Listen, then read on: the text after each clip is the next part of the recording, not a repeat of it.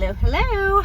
Okay, so I'm doing this video while I'm driving because my life is hectic and crazy and I have 4 kids and a full-time job, and it's been the holidays and, you know, the military, I'm in command, so busy.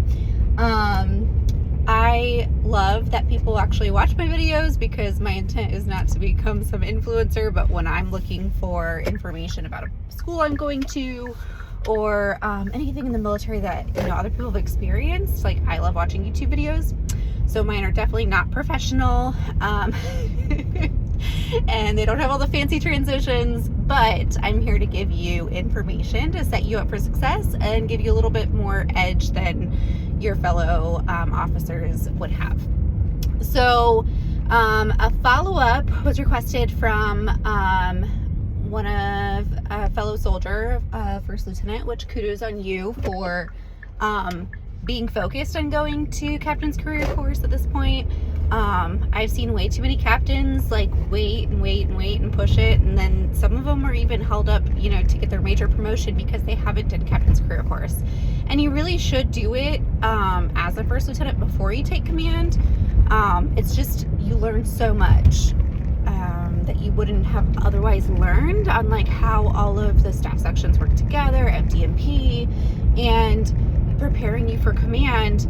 And in my case, because I'm actually going to be doing a branch transfer to logistics as an AG officer, going to captain's career course, it was extremely valuable and super helpful for me to go to captain's career course early on in my command time, just so I understood how all of the branches work together, and all of the roles in those. So what I mean by branches is, like, you have the ordnance and quartermaster and transportation company, and unless you went to those schools or went to Bullock when they were all separated, you really don't get a crash course in that. And as an AG officer, you definitely don't get a course in that. Like, I didn't even know which one was which. Funny enough, I had to, so just FYI, if you're going to do a branch transfer packet, you have to take a feeder branch if you're from another branch, like chemical or AG. You have to have a feeder branch, which would be ordnance, transportation, or quartermaster. So one of the fastest ones, they're all like 2 weeks, distance learning course that you have to do. And I did ordnance, and I didn't even realize what ordnance was. Like, I'm so dumb. And then come to find out, as we're going through and learning about it and doing the math, like, Lord help us, I will go into what to expect. But the math was so hard when it comes to ammo and everything ordnance. So that was definitely a challenge for me, but it was good to do. I was actually able to do my distance learning course while I was at Triple C. So I killed 2 birds with 1 stone, being away from my family, not working a full-time job as much. I was still working a little bit, but, you know, that's just me. I was able to focus and get that done. So all that being said, yes. Okay. So 2 things. If you are already a feeder branch, quartermaster transportation, or ordnance, then you will actually be doing a branch transfer as well to logistics after you complete your captain's career course. And then you also have to do that for if you're another branch and you're going into logistics.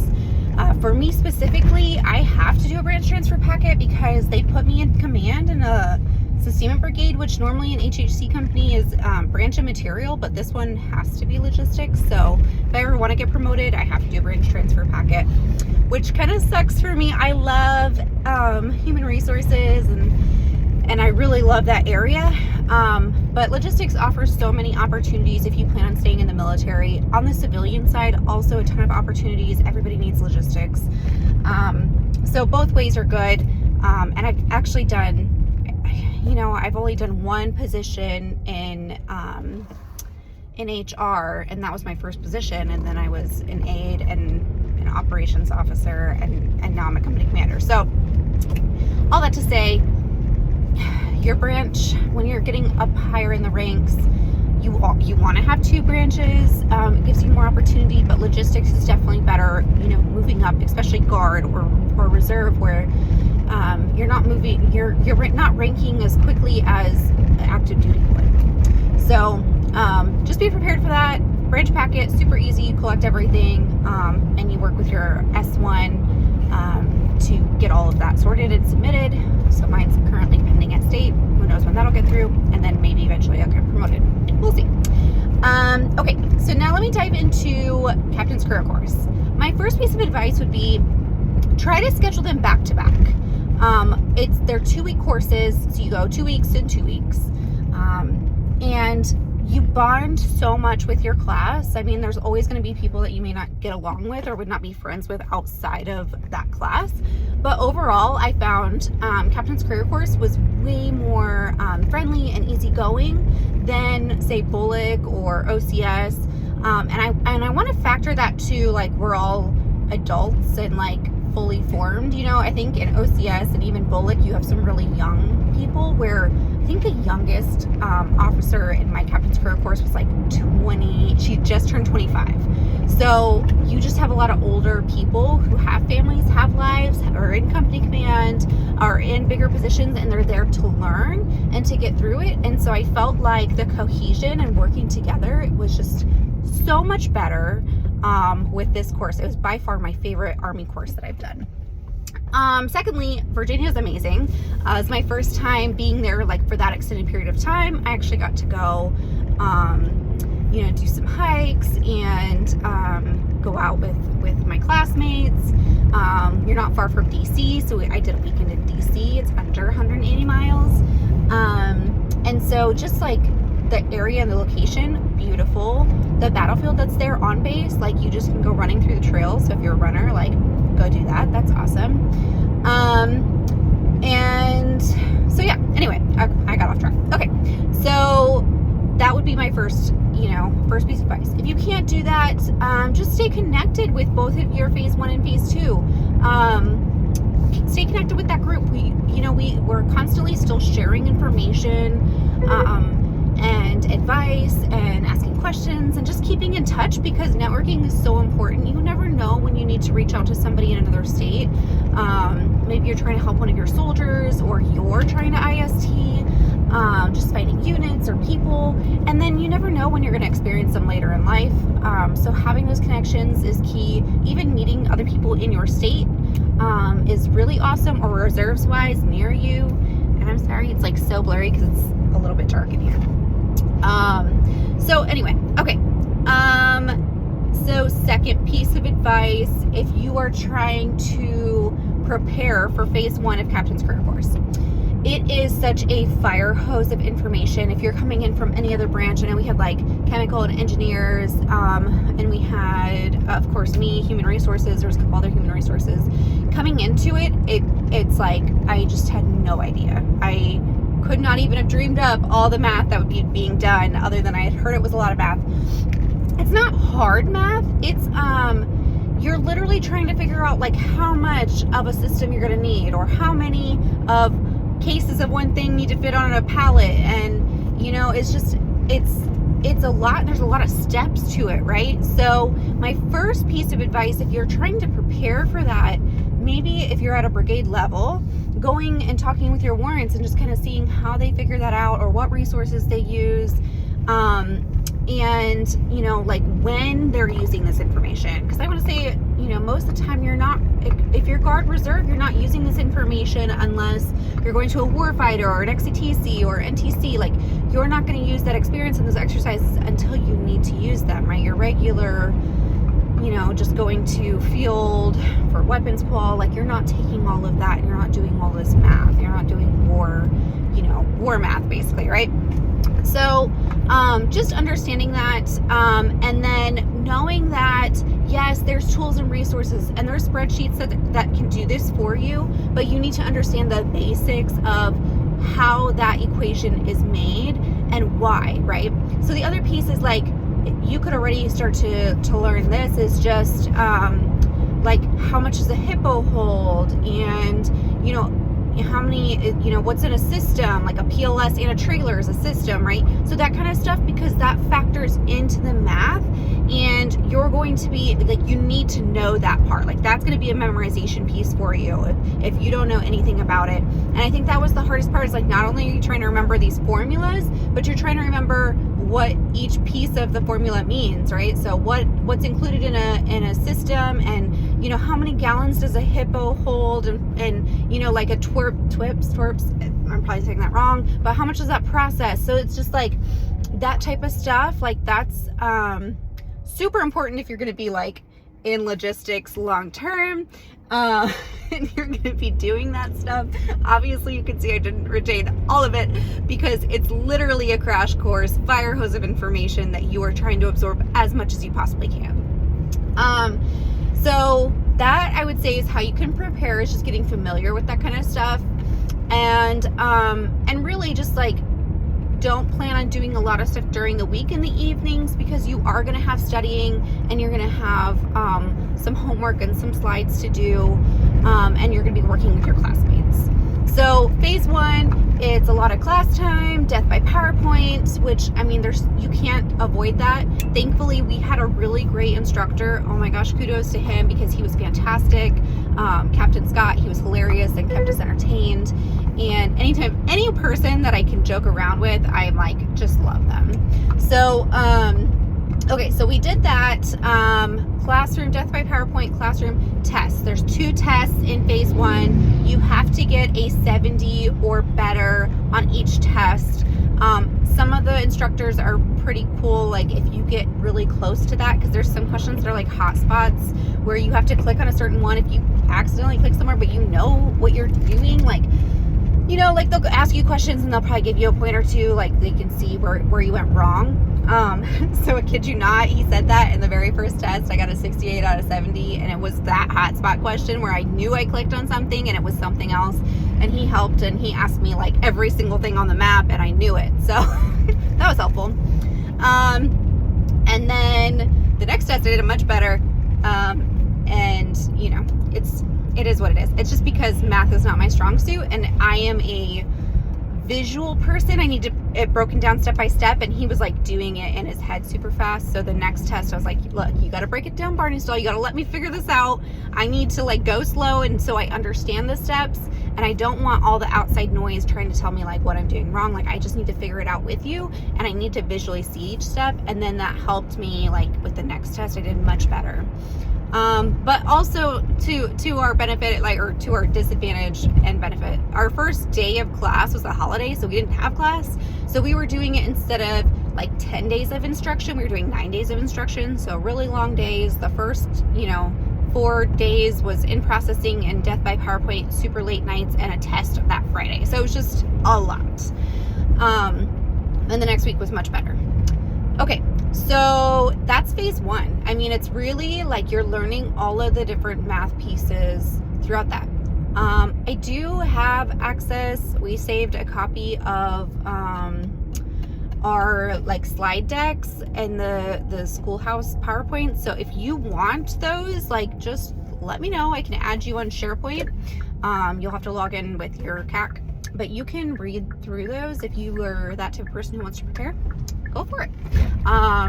Honestly, I don't think you need to, but I mean, if you want to like really, really absorb and understand it while you're being taught it, and you listen to the stories instead of just trying to memorize. The running joke was like, I was always asking, is this on the test? And they're like, oh my God, Rossbert, stop. And I was like, no, but I need to know, like, I need to make sure I pass this test. And so that was my stressor, but like, if you are already prepared for that, then you're not gonna stress. Okay, so that was phase 1. Phase 2, completely different. Okay, so phase 2 is going to be a test on the Common Core module that you did. So if you want to prepare for phase 2, go through that instruction, find some Common Core Quizlets, that'll help you. But really, like, Google was a good friend because it's open book, open note. So I Googled a lot of the questions, found them, passed that. Okay, so that was the big hurdle. That's the only test for phase 2. Phase 2 is all learning MDMP and getting through, I want to say we went through all the way to COA Dev. of course, like, you have 2 weeks, so you're not going to get through all of it, right? But it's understanding, it's really breaking down the process of MDMP, receiving the mission, understanding how you're planning alongside higher echelons, even though you don't have all the information, and you're doing all this guesswork, and then you're presenting your options to the brigade or the battalion commander, depending on what level you're at. And really, it's a lot of group work. You may not know all the areas, and you do a presentation in phase 1. So you get like a little tiny piece of like the first step of MDMP in phase 1. But phase 2 is like this big deep dive into it, and you're expected to do a lot more. So one thing I'd highly recommend is have your super smart SharePoint people, Teams people, be your project manager. So we actually had 2. It was me and one other person. That's what we did on the civilian side. So it was super easy for us to jump in, and like as the instruction is going and we're learning, like we were already updating the slides, making out, you know, what we needed, doing some of that. And then at the end, when everybody did their slides, we would go in and we would make sure everything was uniform, the slides are all pretty, and you know, what they were briefing made sense, the slides weren't too congested. We did that part of it as well as briefed, and then we worked a couple slides in the second phase. But our primary job, which was a lot of work, was just to make things uniform and ready to be presented, which if you've ever presented to a battalion or brigade commander, like all they care about is slideology and why the font is slightly different than another font. So yeah, so that's that piece. I'm gonna pick up my 2 older kids first because I have a little bit of time. Okay, so lots of MDMP, lots of group work. Be prepared to, you know, you may have like 1 or 2 people in the phase 1 or phase 2 that aren't great with group work and don't really pull their weight. But primarily what I found was everybody did a great job. I was really impressed with everybody participating. We all had the common goal of like, the more we get done, you know, the more free time we have later. You know, we're in this together. What was really refreshing is that it's like, it's not a test. It's not really like a pass or fail. It's like, do it until you get it right.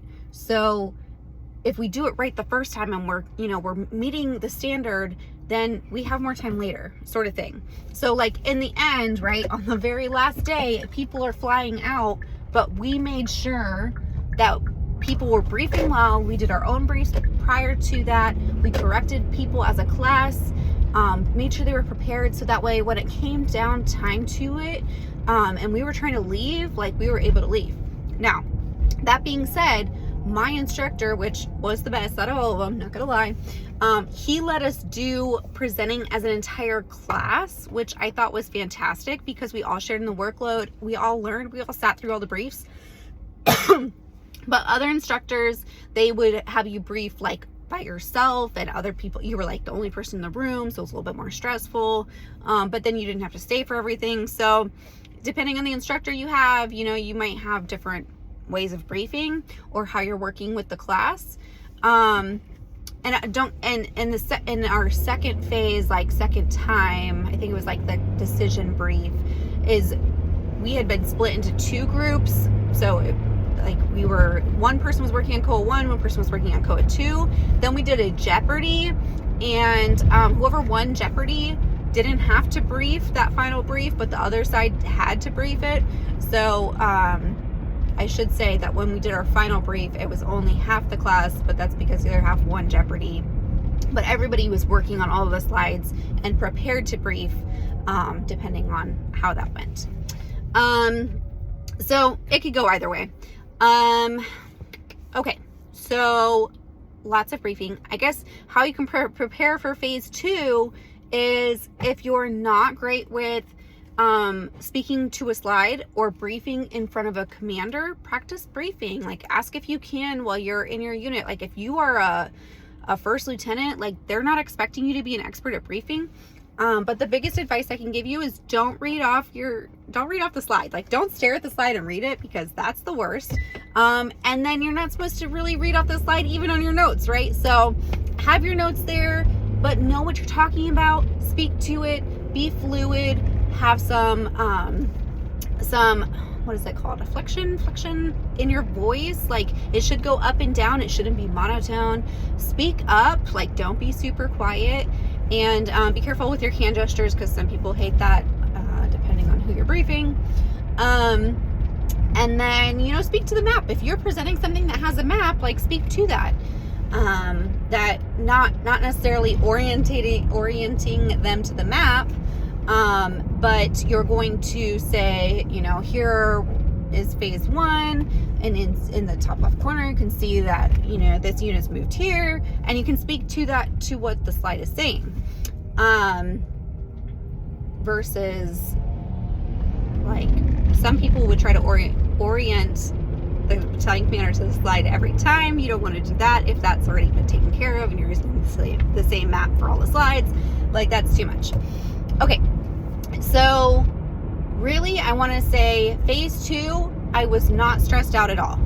All the testing was done after the Common Core, and it was just group work, and hopefully you have a really fun group and you guys go and do stuff out together. There's a lot of local breweries. Richmond, Virginia is a lot of fun.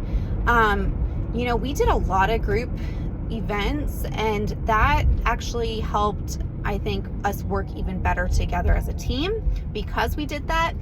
And then you'll have like a social officer, and they did like an organized event. We even had our instructor come out. We went to Korean barbecue. That was a lot of fun.